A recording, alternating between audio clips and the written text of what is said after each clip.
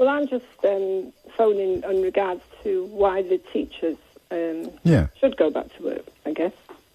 Yes. The reason I say this is because they are a public service like firemen, nurses. So therefore, you know, they have to give the public the service. So nurses have gone back to work. Regardless of not having the correct PPE, they've still had to go back to work, and they've complained, but they've still had to maintain a service. So you're arguing essentially that two wrongs would make a right in this case? I guess I am, in a way. I think that... Yeah. Well, at least you're honest. I think that what I'm saying... So you know what you need to do now. You need to explain to the teachers listening why they should trust their safety and the safety of all our children to the same politicians that presided over the carnage in the care homes. No, I get what you're saying, but we've all taken risks. We're all taking risks. No, but you need to explain to them why they should trust these politicians. Because as a public servant, they are the ones that you do trust to tell you what's going on. Because I work in the hospital, and we have what PPE we should wear. So I trust that they're taking care of me by giving me the PPE that they say is necessary to do the work that I do. Yes, but lots and lots of doctors and nurses aren't getting the PPE that they want. So your happy experience doesn't negate theirs. It's completely independent of theirs. So I am going to labour the point slightly that they are saying we want to go back to work as long as we feel safe. I'm not trusting these people to tell me that I'm safe because they've just presided over carnage in our care homes and, of course, also presided over an appalling lack of PPE for much, but not all, of the NHS. So really it's a question of trust. Why should they trust these politicians? Boris Johnson misled the House on Wednesday about the situation in care homes, and now you're saying teachers should believe him when he tells them they'll be okay. I just want to know what you're seeing that they're missing. Who else should they trust? If you're saying that the country has to get back into some But that's a recipe for I mean, who else should they trust? So you're not allowed to not trust the Prime Minister. I can't do it with you. Well, we've already established that you're arguing two wrongs make a right. So I'm happy to be quiet and let you carry on. Yeah, I just think that if by them going back to work creates another virus, so to speak, we are ready for that. Well, it'd be a second spike. I'm sorry to interrupt, but at the moment there's no fear of another virus, is there? Definitely interrupt me. Well, we don't know because they say it mutates, so therefore something may come back.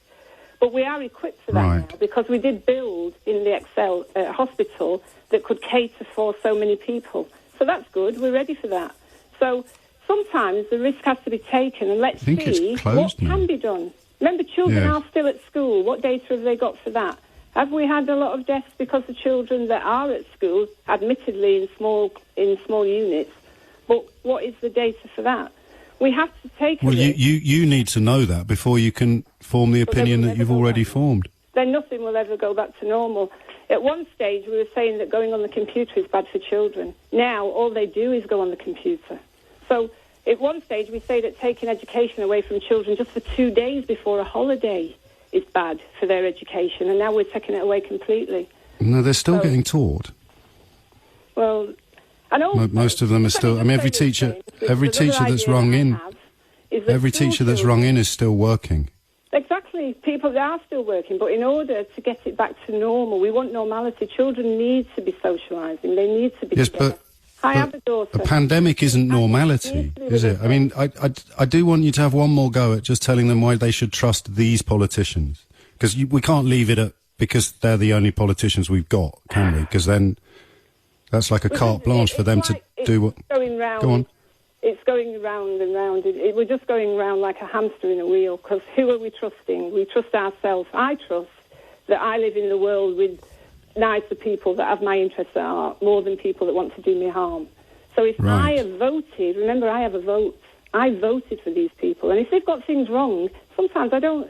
It's acceptable in some ways because we're dealing with something new. So one more go, and I'm sorry for not being clear enough, but the thing I really want you to do is talk to a teacher who wants to go back to school, is already working, is being demonised in the media, and just simply doesn't trust this government, these politicians, because they've handled it catastrophically so far, why should that teacher trust these politicians today? Just in a couple of sentences, tell them what they're missing. I can't. All I'm going to say is, whoever you voted... Go on, please, have a go. Please have a go, because it's the whole point of today's programme. Had we voted in Labour, would we get a better service? Who knows? And I mean, you know, come on the Rovers, but let's talk about things that are actually vaguely relevant. I think Adrian, what are you going to say to the teacher who doesn't trust these people because of what they've done over the last 2 months? I said it, James. They have to dig inside of themselves. Who did they vote for? If you voted for something, you must have done your background. You know what they're about. You know what they... So if you voted for Boris Johnson, you must have known he'd go on holiday at the outbreak of a pandemic. Yeah, basically. Yeah. Well, I'm glad we got there in the end, Adrian, and I think we can both agree on that. Oh dear. So 2 wrongs do make a right, and if you voted for Boris Johnson, then frankly you should have known he'd go on holiday at the outbreak of a pandemic and mislead the House of Commons about the state of care homes. The question, of course, is if you knew that he was the kind of person to go on holiday at the beginning of a pandemic and to mislead the House about the carnage in our care homes, then why the hell would you have voted for him?